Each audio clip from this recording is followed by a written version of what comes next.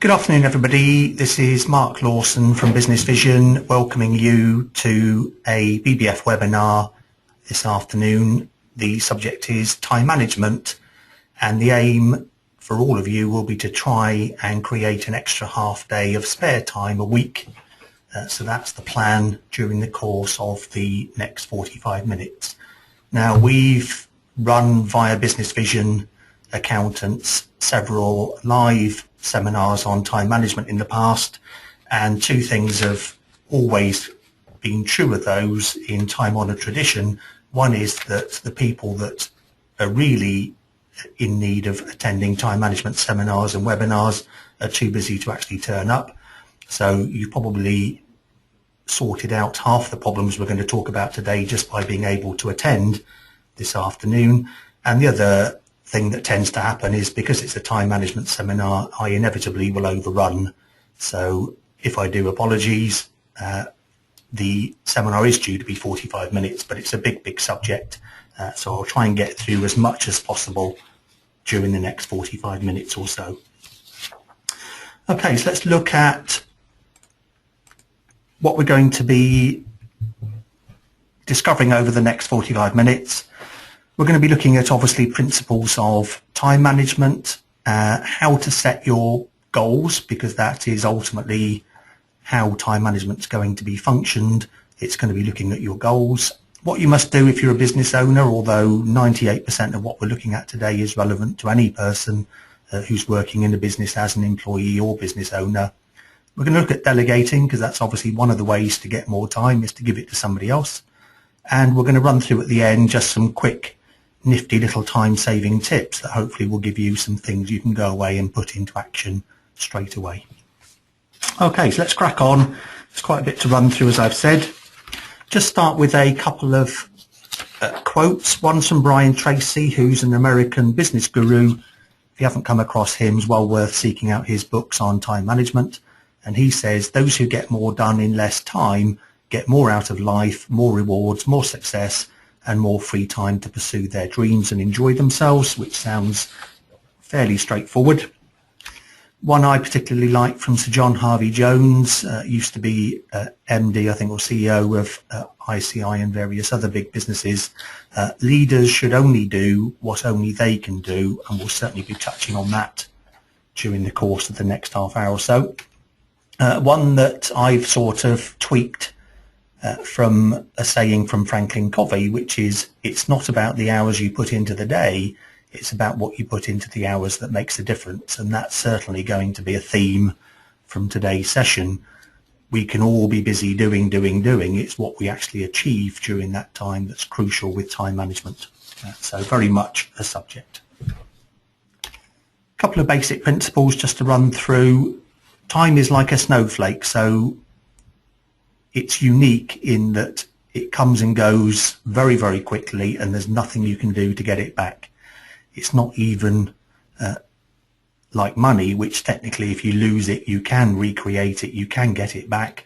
Time, once it's gone, nothing you can do, and every single person is equal in that they all have the same issues. And one of the things I tend to quote at seminars is how people like presidents, big organization CEOs cope, because they ultimately have exactly the same number of hours in the day as we do. They don't necessarily stay awake all night, and they still achieve an awful lot. So the amount of time is not the issue, it's what we do in that time. And very successful people put a high value on their time because they know it disappears, and that once it's gone, whatever they did in that time cannot be recreated or taken back. It's also about taking the longer term view. A lot of time management is problematical because we're focusing on the now and what has to be done right this minute, right this second. And although that's obviously part of what we have to do in business and in life, we need to take a longer term view, because it's only by doing that that we can sort out the issues that arise in the short term. And we'll certainly go through that in a moment. And we need to become more results orientated. So we need to look at working smarter, not harder, and actually work out what it is we're getting with that time, rather than just actually saying we did something. We need to work out what that something is and what the end result from that was, And that sort of leads on to the next basic principle, which is time is absolutely all about return on investment. You invest time, you invest the time that you have in the same way that you invest money, and you get something back. And it's what you get back compared to what you invest in time that's absolutely crucial. Now, it's up to you to decide what it is you want, but ultimately there has to be something. It may be money that comes back from what you do in that time. It may be the pleasure of spending time with your family or being on holiday, but it absolutely has to be measured in terms of what you put in and what you get back out of that, rather than just putting stuff in and random things happen. Now, in terms of what time saving can achieve, I've just done some brief calculations there to say, what if, as a result of this session or other things that you do, you can save 10 minutes a day? That actually equals 40 hours a year, which is one extra week's work. Now, if you've got 4 staff and you can get them to do that, that's basically an extra month's worth of work. So what's that equivalent to? Well, if you're a solicitor charging quite a high charge-out rate, that can be the equivalent of £32,000 a year. So time management, even at the micro level, is actually going to be worth an awful lot further down the road. Now, one of the basic problems with time management is that we're expecting things like computers, etc., to be saving time, and actually they're part of the problem. Many, many years ago, some of you will be old enough to remember when computers first came in. Certainly I was running this practice when computers came in, and it looked like a magic solution to a load of problems, to the extent that a lot of people early on in the days of computers, given that they could process things far, far quicker than humans, were looking at what is everybody going to do with that spare time. And there was going to be apparently a big surge in leisure industries, because we were all going to be sat around for half the day twiddling our thumbs, having nothing to do because computers had done it all. Well, clearly 20, 30 years on, that never happened. We're still as busy as ever. If anything, we're actually busier. Research today shows that we've got far too many things going on, and a lot of those are created by computers or computer-like machines. So we've got mobile phones where we're having to check every minute of every day to see what's coming through. We've got computers with emails. We've got iPads with stuff coming through. We've got smart television. So there's an awful lot of stuff vying for our attention. So let me ask you, before we sort of go into the detail of what we're going to talk about, a serious question. If we did get you that extra half day a week, what would you be doing during that time? I'll just give you just a couple of seconds to think about that, because it is a very serious question in terms of, you've got some spare time, what are you actually going to do with it? So just spend just 5-10 seconds thinking about that.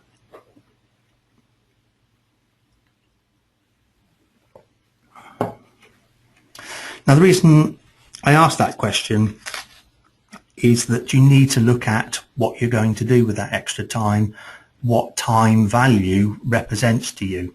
Because if I get you half a day a week, the reality is what you're going to do is fill that extra half a day with more stuff that's very similar to the stuff that you were doing before I saved you the extra half day, which to a large extent makes it largely irrelevant. If all I do is create you an extra half day and you carry on and do a lot of other different stuff that still causes you the same level of stress, anxiety, and feeling that you're not getting anything done, then clearly it's not achieved anything. So it's no coincidence that basically all the time we have gets filled with doing stuff. We know that because we employ people where we give them a week's work to do, and they seem to have it all just about done by the end of that week, no quicker, no longer. And that's because work tends to stretch to fill the available time. So your key is to actually decide what you're going to do with your spare time, because it has to be something really valuable. It has to be something like a half day's holiday or something really important, and we're going to talk about what some of those things might be.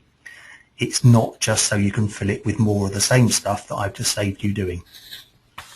So following on from that, let's look at and focus on things that are important.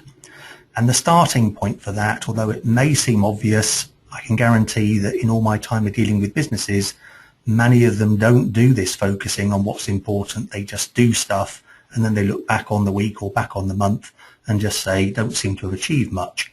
But that's because they didn't set out at the beginning to know what it was that they were trying to achieve. It's not easy to do it, and it's certainly not something that business people like doing, in my experience, not because it's outside their comfort zone, but because they feel that that in itself is wasting time. Whilst they're sat there focusing on their goals and what's important, time's running by, and shouldn't they be doing something? Well, the answer is no. So let's just go through what focus involves. So to start with, need to be setting goals. We need to be doing this anyway within business from a financial point of view, but this is slightly more big picture stuff. So we need to be looking at business and personal goals. Personal goals more important because ultimately business is only there to serve the personal goals. We should be in business or working in a business as an employee to actually achieve things that we want to do in our private life. I know that doesn't always seem to be the case. Business tends to take over, and if you enjoy it, that's fine. But the ultimate aim of business is to achieve something personally: more money, more spare time, more freedom, not having somebody telling you what to do, an early retirement, whatever it might be. That's got to be down to setting out your personal goals. So to start with, you need to set out personal goals, business goals, and they need to be in writing, because if they're not, they will tend to change in your head as time goes by. And what they then tend to do is to reflect reality. So your goals effectively move as things move, and what happens then is that the goals are actually following reality rather than reality following goals. And that just means that you won't achieve what you want to achieve. If the goals aren't in writing, your head will just change them. And it's the same with financial goals. We find that if people write financial goals in their head, then they keep tweaking the figures because something's happened. So the goals must set out what you do, and then we aim to try and follow what we need to do in order to achieve those goals. Those of you who've been on previous seminars will know that there is a quick mnemonic formula for creating goals, which is SMART, which means that they must be specific. So saying I'm going to be richer in a year's time, or saying that I'm going to have a bit more spare time, isn't specific enough, because you can never tell when you've achieved it. So it's got to be very specific to the level where you can say that's been achieved or it's not been achieved. So specific, it's got to be measurable. So you've got to be able to measure the goal that you're trying to achieve to see whether you have achieved it or not, or how far along that road you've gone. So you've got to be able to measure it, and if you can't yet, you need to set up a system so that you can. It's got to be achievable. Achievable is the word that a lot of people use in SMART. I'm not a great fan of that, because that tends to imply that you'll do just enough. I prefer to use the word awesome to actually try and stretch a lot further beyond what would naturally happen, but you can pick your own of those two. R is realistic. So it's got to be a realistic formula. Saying I'm going to become a millionaire in 3 weeks might be a target, but it's certainly not necessarily a realistic one. So realistic, but I say still bearing in mind awesome as well. So it's got to be real, but it's got to be something that you wouldn't get just sitting around doing what you normally do. And then T for time. So you've actually got to set some time limits. So I'm going to achieve X by a certain date. I'm going to retire on a certain date. I'm going to have profit of £300,000 by the end of December 2016. I'm going to spend 4 weeks holiday with the children in 2016. They're all timed actions and goals that you can achieve. And then what you do is you take those list of goals, and for many people that will only be about 5-6 things, and you work out exactly what you've got to do to achieve those. So you break it down into small areas, into small timelines, and that's ultimately what your time management has to follow. That's the overriding principle of everything you should be doing.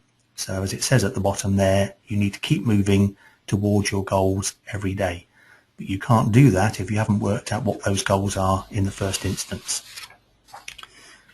For business owners, I think you then need to ask the question, what can you and only you do, which is the quote I gave you from Sir John Harvey Jones.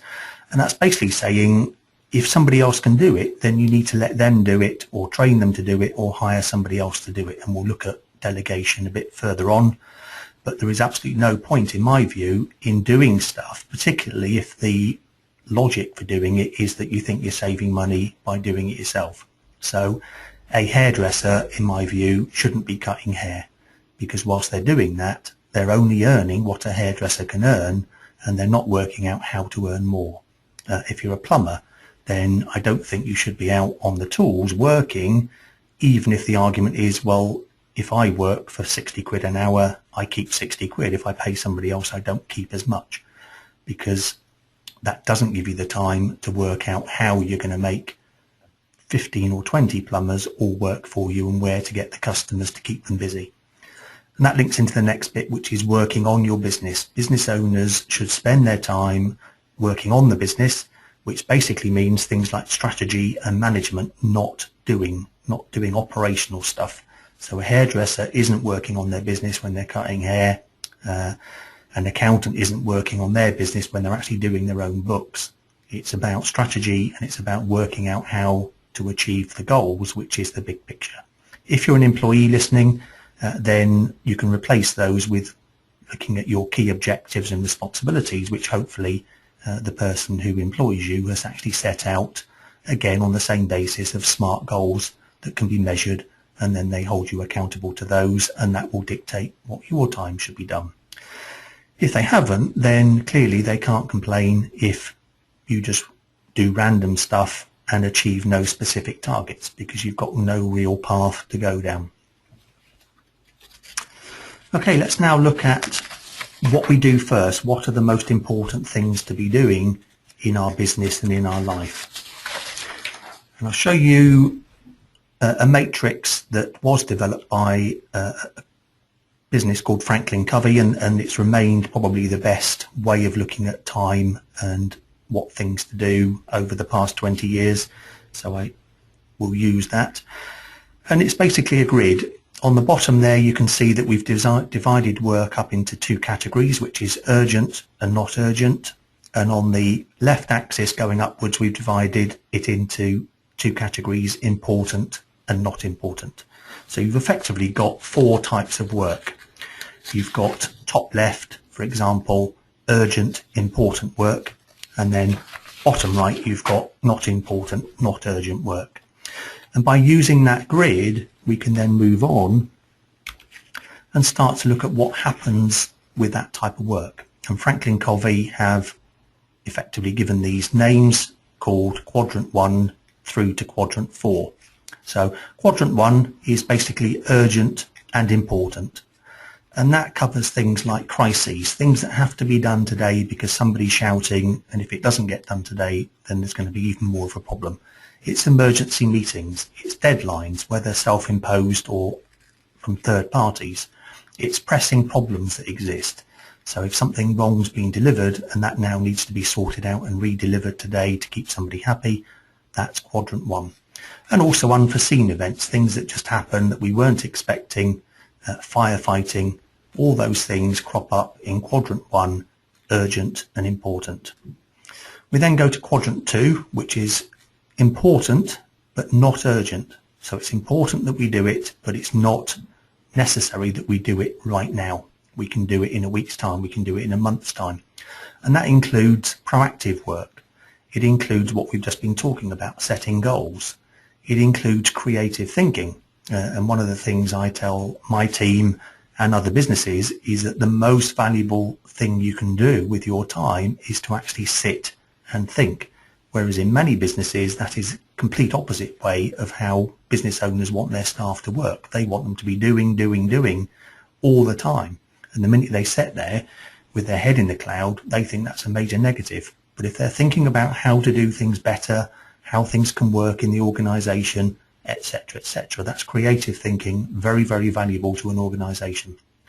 Planning and prevention. So planning things, working out how to prevent them. They're all in quadrant 2. And relationship building, whether that's with suppliers, customers, taking a customer out to lunch would come under quadrant 2, because it's important that you do that, but it's not necessary that you absolutely have to do it today. Quadrant 3, that's called distraction, because that quadrant basically covers things that aren't important, but they're urgent. So they're things like needless interruptions, irrelevant meetings, other people's issues, unimportant emails, unimportant phone calls. So there's going to be a lot of those, but you need to decide the difference between urgent stuff that's important, which does need to be done, and urgent stuff that's not important, which might not need to be done. And then the last one, bottom right, is not important, not urgent, so it doesn't need to be done, and it doesn't need to be done anytime soon. And that covers things like trivial work, things that I call bubble wrap moments, where you just need to do something just to effectively get away from everything and just chill out. Avoidance activities. So as I say, things that don't have to be done, they're not important, but suddenly you find an urgent need to go and do it, possibly because it takes you away from other stressful areas. Excessive relaxation, I've put excessive in there because relaxation is absolutely important in avoiding stress and in boosting productivity, but excessive relaxation certainly isn't necessary. Time wasters and general gossip. So that all comes into quadrant 4. So let's just look at those quadrants in a bit more detail to see if you can identify which ones you're in at any point in time and which type of work would go in there. So quadrant 1, which is the urgent and important area, what tends to happen there is that people actually are in there a lot of the time, and whilst they're in there they feel as if they're being productive, wrongly so, because that's not the best quadrant to be in. But because they're busy working on things that are urgent, so somebody says this has got to be there by 3 o'clock and they make that happen, that gives them an impression of productivity. But it's a false feeling of productivity because it's really firefighting. Having something that absolutely has to be there, in most cases, obviously there are a few exceptions where the nature of what you do is emergency type stuff. So if you're a firefighter, then clearly you can't plan that. You're always in quadrant 1.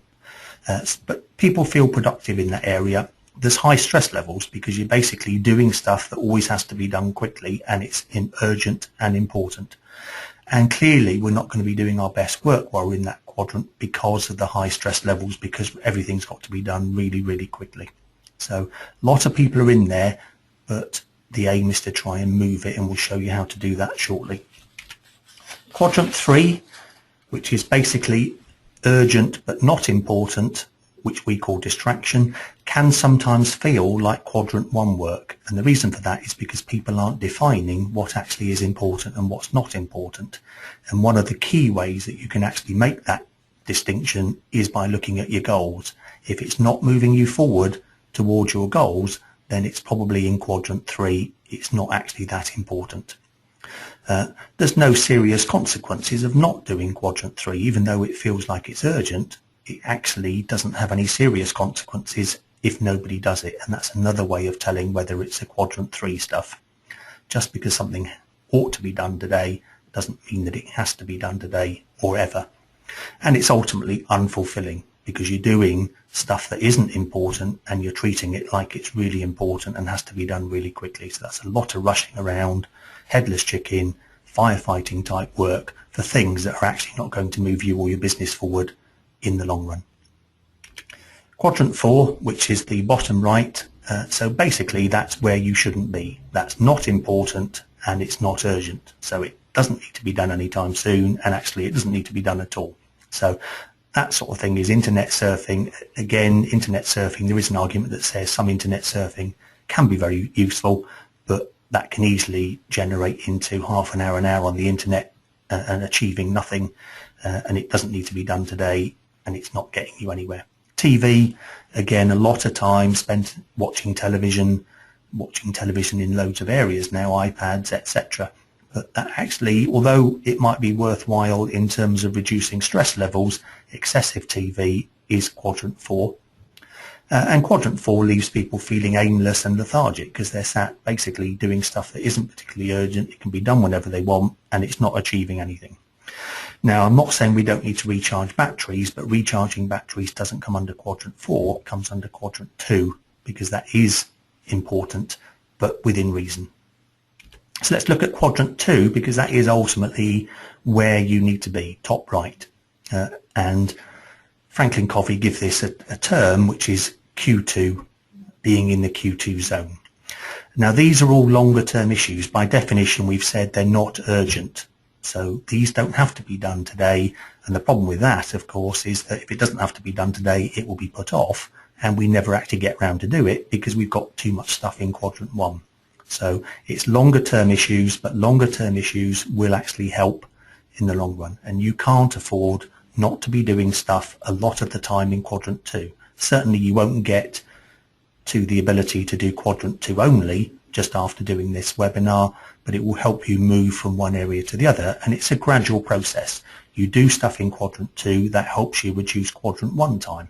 So if you think about it, let's say you're an electrician and one of your team is on the tools and they go out to do a job at 8:30 in the morning, and they get there and they realise that they don't have all the tools to do the job. So now what they've got to do is they've got to go back to the office, find out what those tools are, go to the suppliers, pick them up and go back to that job, possibly wasting 3 hours. Well, that's all quadrant 1 time. It's important that you do the work for the customer, and it's clearly urgent because you've booked the time up with the customer to do it. But spending time in quadrant 2 would work out systems where basically you can work out how that particular electrician can work out exactly what they need for that morning and take it with them or have it there when they arrive. And that can only happen by sitting back and doing quadrant 2 type work. So a lot of quadrant 2 is devising systems so that you aren't going to be firefighting and running around like headless chickens all the time. But clearly there will still be quadrant 1 stuff in the short term. Now, Franklin Covey did some surveys on what people did in each of these quadrants at top level and bottom level of businesses, and these are the figures they come up with, quite staggering. So those are the percentage of time that everybody in an organisation spent in each of the quadrants. So what you can see there is only 30% of the time was spent in quadrant 2, productive time. If you add up the left-hand side, which is urgent stuff, that's over 50%. So nearly half the time is spent on doing things that have to be done now, and that clearly can't be good for stress levels, for accuracy, for doing things the right way, and so on. And if you add up the figures on the bottom row, so quadrant 3 and quadrant 4, that comes to about 40%. So 40% of time in these organisations in the survey were actually spent on unimportant activities. So they were not checking out what their goals were and saying, I'm only going to do stuff that links into those goals. They've been distracted into doing things that are not important at all. And we know that happens in our organisation. We know it happens with other people in our organisation. So going back to the comment I made earlier about return on investment, if we now look at what the return on investment is in each quadrant, and excuse my graphics there, they're not quite lined up as they should be, but in each pile of coins in each quadrant, effectively the left-hand side represents the amount of time we're investing, and the right-hand side represents the return in terms of whatever it is you want, but for the moment, let's say money. So quadrant 1 does actually have a neutral position. So effectively, the investment we put in time comes back in rewards, but no more. In distraction, the left-hand side, the time we're spending actually doesn't get us much back on the right-hand side because it's not important. It's not linked to our goals, so therefore it's not going to achieve a lot. Quadrant 4 gets nothing back because it's wasteful, so we're investing a load of time and achieving nothing. And quadrant 2, not surprisingly, is we invest some time and we get more back than we put in the long run. So clearly need to be in quadrant 2 as much of the time as possible. It's not going to be possible overnight, but if you can certainly identify quadrant 3 and 4, given that that represents 40% of people's time on average, that's got to free up a lot of time. Represents 2 days out of a 5-day week. Okay, that's enough about what we do first. Let's just quickly go through delegation, because if we're going to get out of quadrant 1, clearly a lot of stuff in quadrant 1 is still going to need doing.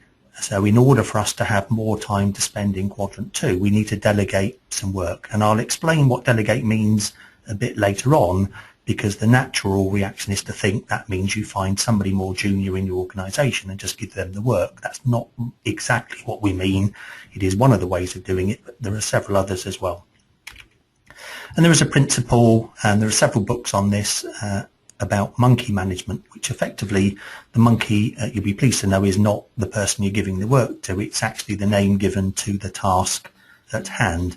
And there are several steps that you need to run through in order to delegate that monkey to somebody else. And this is one of the big problems in organisations, is they don't manage this process well, is they think they're giving work to somebody else, but actually the person they think they're giving it to doesn't think they're getting it.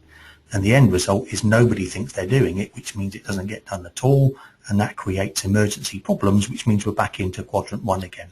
So delegating efficiently and properly in a way that allows everybody to do what they need to do in the proper and correct manner is monkey management.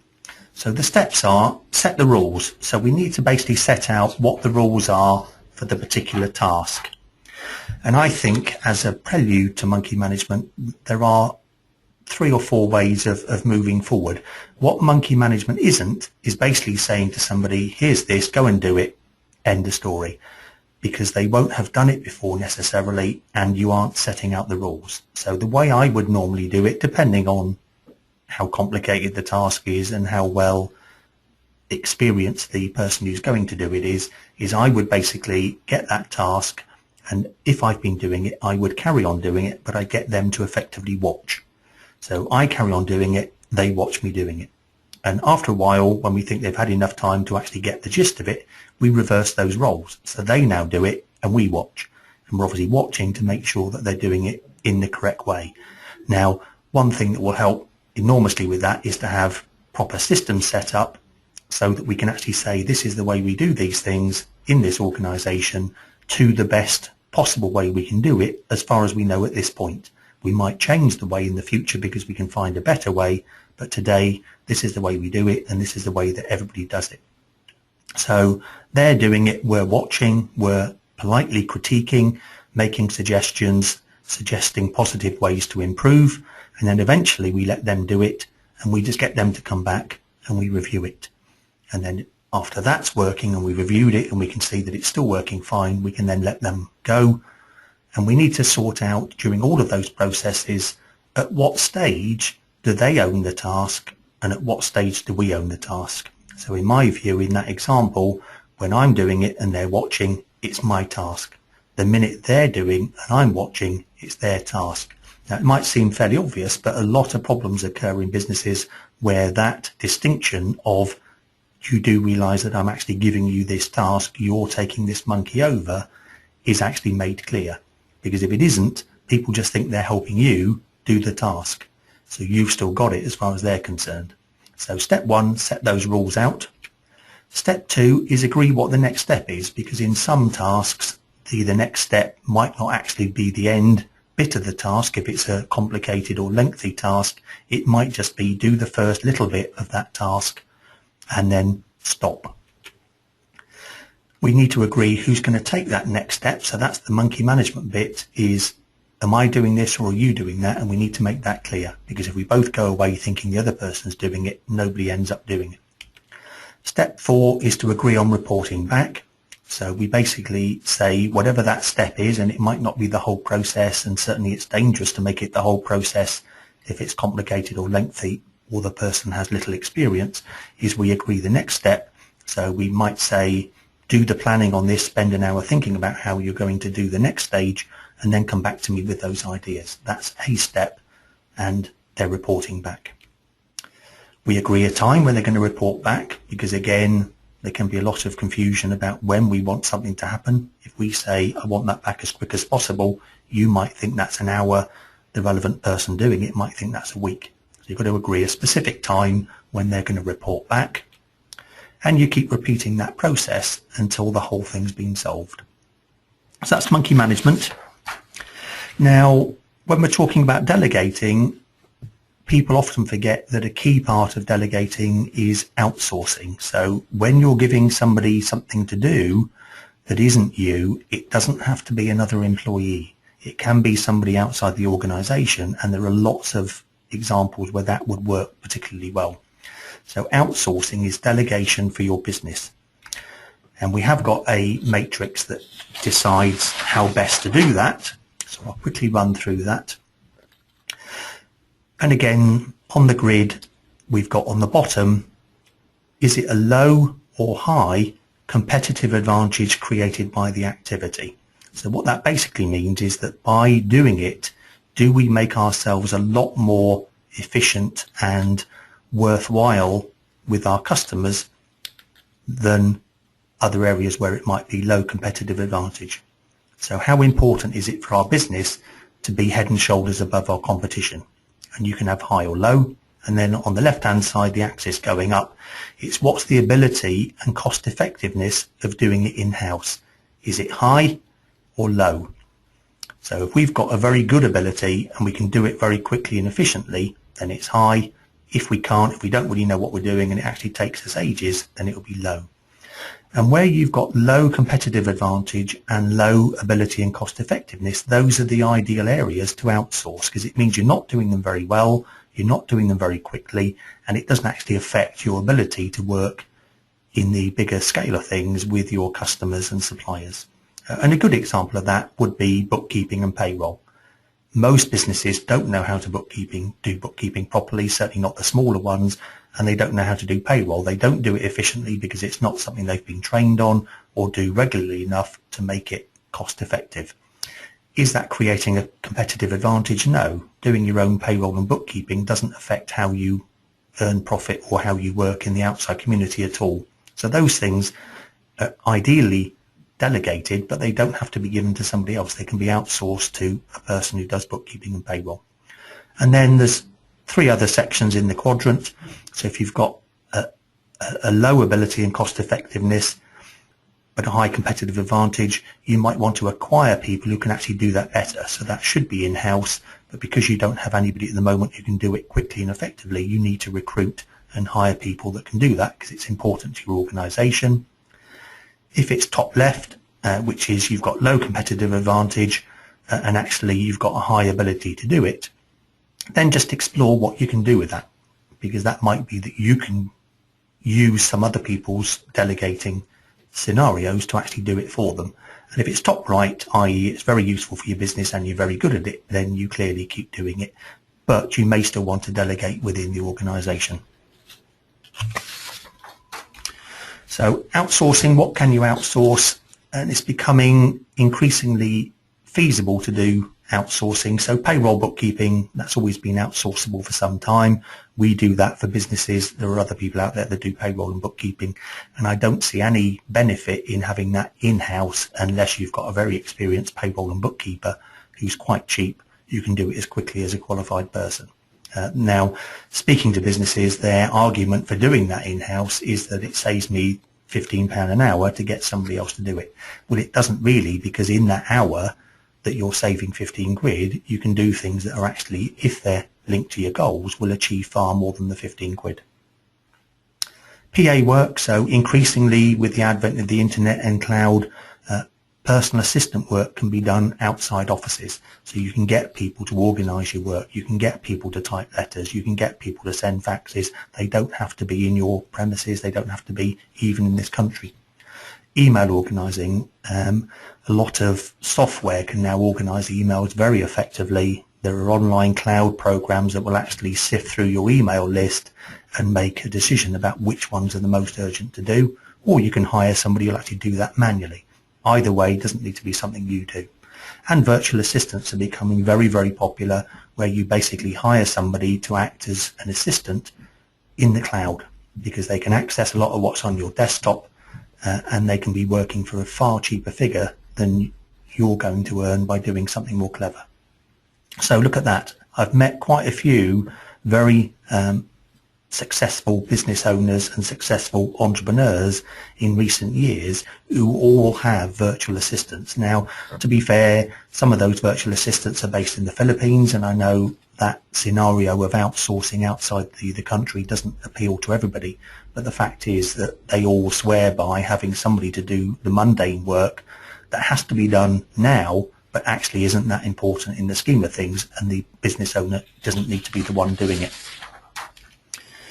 So let's look at getting organised.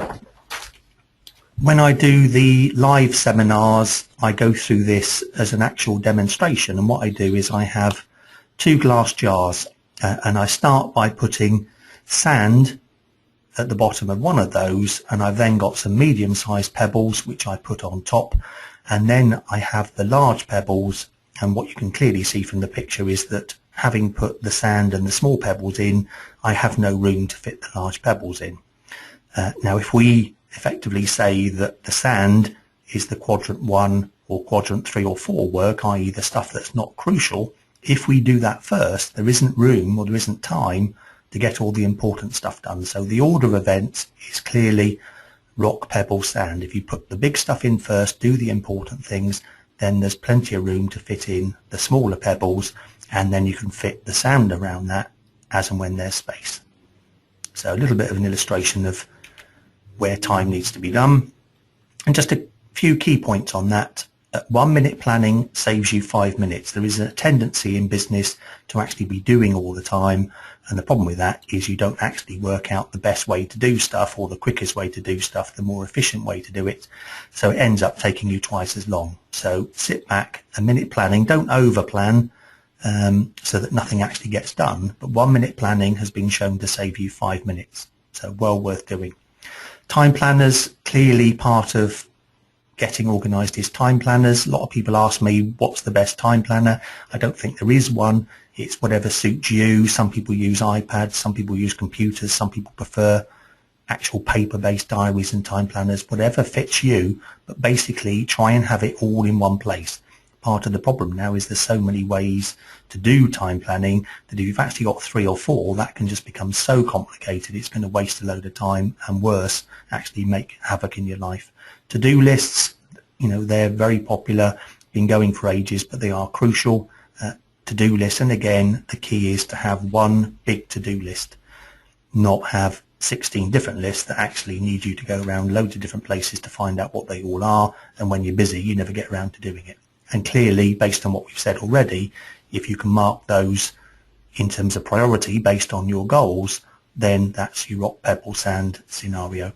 And have filing systems so that everything can be obtained easily. If you want to do further research, one process that I think is probably the world leading process, certainly more people than anybody else I've met know this system and follow it, is the Getting Things Done process by a guy in America called David Allen.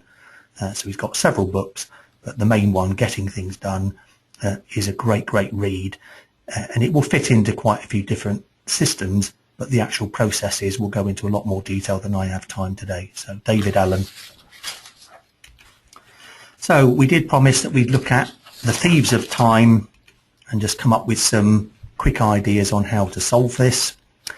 So you may have your own key time wasters, but these are the ones that we found through research over many years are the common ones in business. Telephone interruptions, and sometimes people actually don't want telephone interruptions from clients or potential clients, so they're so busy that even that becomes a major negative when it should be a major positive. Unexpected visitors, and we certainly include in that other members of your team just popping their head round, discussing stuff with you when you haven't got time, or maybe even trying to pass their monkey on to you. Meetings, a lot of time is spent in meetings inefficiently. Firefighting, so although that has to be done, it's quadrant 1, it is going to waste more time. Emails, increasingly one of the problems of technology is that emails are becoming a major problem.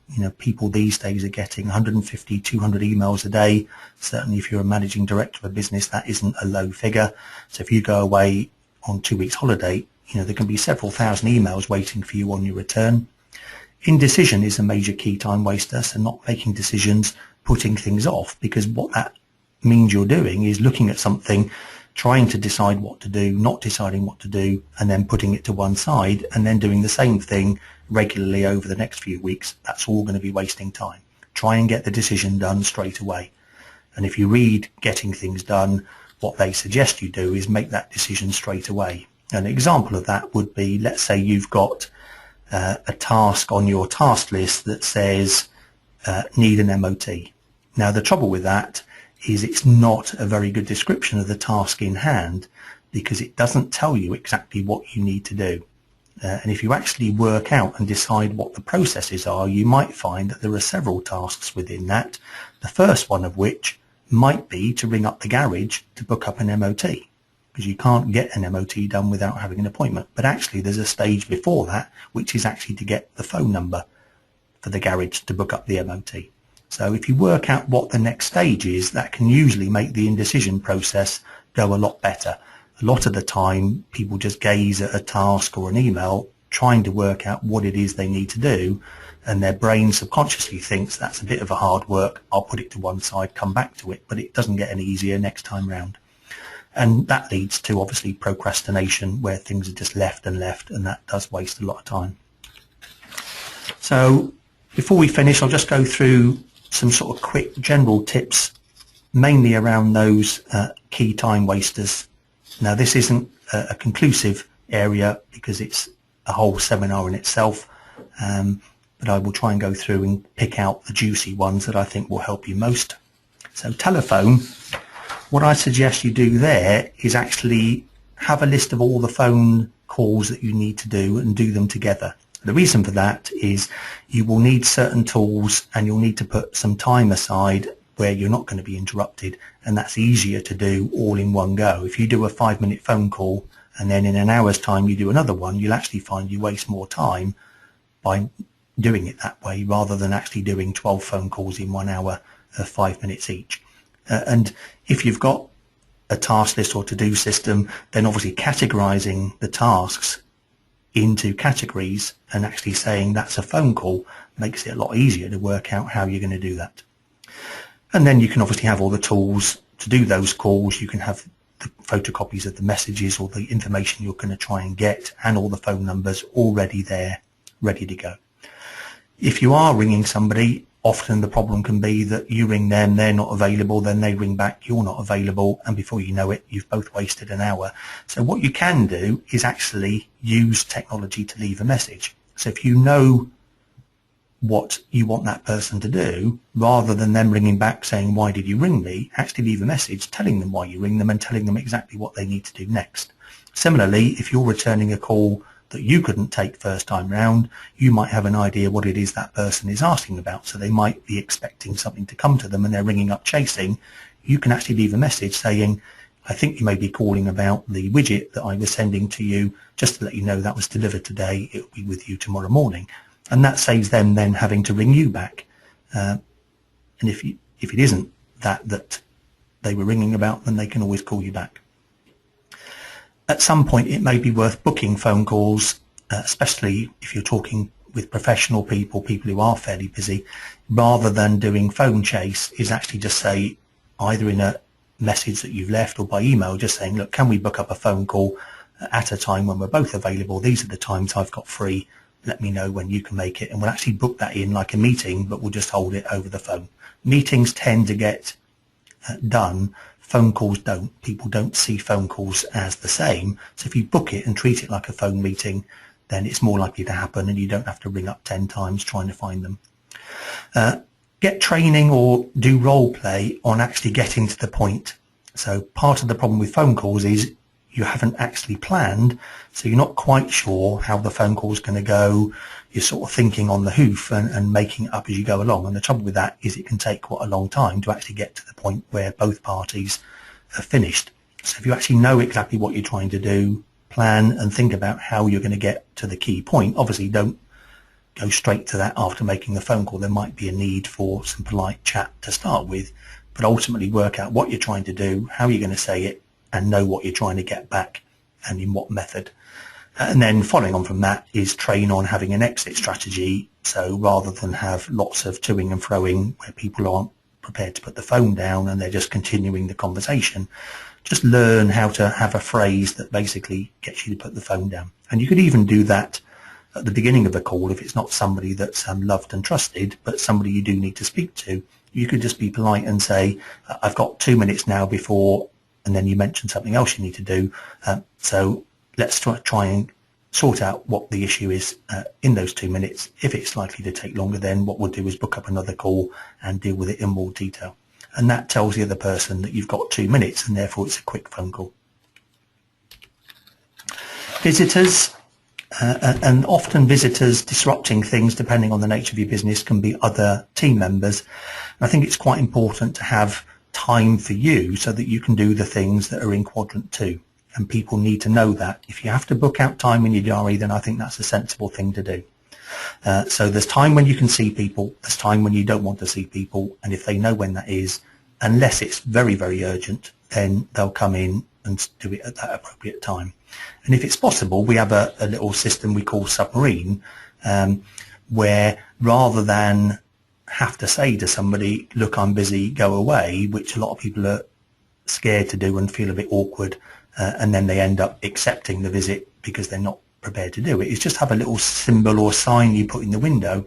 We have a picture of a submarine that is non-aggressive, not going to upset anybody, but they know that if that picture's in the window, then you've got things to be doing, and when it comes down, they can pop in and see you. If you can, have a quiet room where nobody can disturb you, because that's where you go to think, or where other people can go to think and actually plan things and do things without having people popping in. Another thing, certainly if it's somebody junior to you, if they come in and they're effectively trying to pass the monkey on to you, is ask them, what ideas do you have? So if they're asking you for an answer, just say, what do you think? What ideas have you come up with? And let's chat them through and see what we can do together. And if they say, I haven't had any ideas, then politely say, well, look, go away, have a think about it, come back with some ideas, and then we'll brainstorm it together. Because what they're basically saying is, I'm not prepared to spend the time thinking about this. I know it's a quick way out, a quick way to get it done. If I come in, you'll sort it all out in 2 minutes and I can go away again. And the problem with that is you're then accepting the monkey every time, they're wasting your time, and also they're never going to actually learn about the things that they're doing. And also with visitors, as with phone calls, have an exit strategy, have a phrase that's very polite, non-aggressive, but basically says, our time is up, so that you can say that and they know, I can't just sit here, chewing the cud all day. Emails, major problem. I did speak to one guy whose plan with emails during holiday was, I think, very, very clever, but not for the faint-hearted. He does an auto response when he's on holiday through Outlook saying, I'm away on holiday for the moment. If it's really urgent, then email support at, or email somebody else. But if it's not urgent, when I come back from holiday, all the emails will be deleted. So that's basically saying, if you're going to send me an email, it will be deleted on the return from holiday. So basically, you need plan B. And when he comes back, he does actually delete all the emails. So that's great for him, because he gets back from holiday, deletes all the emails, all the urgent stuff's been passed on to somebody else in his absence, and he's got no inbox to deal with on return from holiday. But if you're not strong enough or prepared to do that, then I would certainly follow these tips, which is learn the technology. There's an awful lot of stuff out there that can help you with emails. There's some things out there that, as I said before, will sift through your emails, work out which ones are urgent, which ones are from people you need to deal with. On my own email list, I've actually set a rule so that anything that comes from a client actually gets highlighted in red, so I can very quickly and easily see which of my client emails and which ones are not, and clearly the client ones get dealt with first.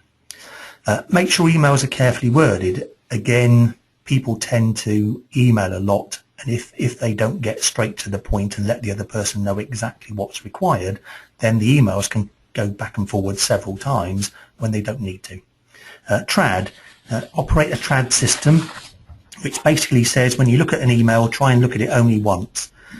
And that's trash, the T. So basically, if you think you can, delete it. Usually, if you think you can delete it, you can, because if it was that urgent to the other person, they'll come back to you later anyway. R is basically reference it. So if you can put it into a reference place, then do that. A is action. So if you think that that email only needs about 2 or 3 minutes worth of work to deal with it there and then. Otherwise, you're spending time looking at it, thinking about how you're going to deal with it, and then postponing how you're going to deal with it. So if it's quick, 2-3 minutes, do it. And if it's D, delegate it. So you're basically either trashing it, putting it to one side to do later, delegating it, or doing it straight away. But ultimately, you're by and large only looking at each thing once, whereas many emails actually get opened and closed many, many times before they end up getting dealt with. In Outlook, certainly, and I think most email software use quick rules for common tasks. So things where you need to fire off a reply can be automated. So I've got probably about 6 or 7 rules where I can automatically push stuff into folders, or whatever, or send it back to a person, I don't need to type anything. I just click on the button that says rule and it does it all for me. Certainly strongly suggest the next two if you can, depends on the nature of your business, but turn off the little bleep that comes up and the pop-up that says you've got an email. That's distracting, and what it gets you to do is actually look at every email separately, individually. It's a huge waste of time during the day. Turn it off and only check your emails twice a day, probably first thing in the morning and first thing after lunch or just before lunch, if you can. Not always possible if you're getting really urgent stuff through email, but 2 times a day certainly will get you out of the email habit. Don't use emails as a task system. That's not what they're supposed to be. And the trouble with that is you've then got an ever increasing list because you're not doing the tasks. With Outlook and many systems, you can just quickly drag and drop the email into a task folder and it then becomes a task. So keep your tasks separate from your emails. Emails are not meant to be reminders. They're basically just people communicating. Have folders to put different emails in different places. Most systems have that. Operate a zero email policy daily, which basically means get your email inbox down to nothing by the end of the day. Otherwise, psychologically, you're going to be stressed because you know when you come in the next day, there's already stuff from the day before or the month before you've got to deal with. And if you really want to start afresh today, what I suggest you do, if you've got loads of emails, is actually create a folder and call it pending or call it emails up to 19th of March 2015 and push them all in there and leave them, and operate the new policy of dealing with all your emails the way I've said from now on. If you get time, go back to the list of old emails and try and whittle those down. But at least your main inbox will be going down to zero daily, and psychologically that's a huge, huge boost for you. And also use the phone. I think people email when they shouldn't email. So if you've got things that might actually be complicated enough where there might be a little bit of toing and froing in terms of the conversation, ring them, because you can deal with that straight away. And if they go, well, what do you mean by that? You can explain it, which if you do that over the email, that can take 1 or 2 days and certainly take an awful lot more time. So hopefully those quick tips have helped enormously. As promised, I've gone substantially over time, which just goes to prove that none of us are perfect at time management. So if I can just ask you to go through this question. So now is all the time you have. You can't get back what's gone, and we don't know how much we've got still to come. So keep asking yourself, how am I using my time now to get me closer to achieving my goals in life? So I hope you found that useful.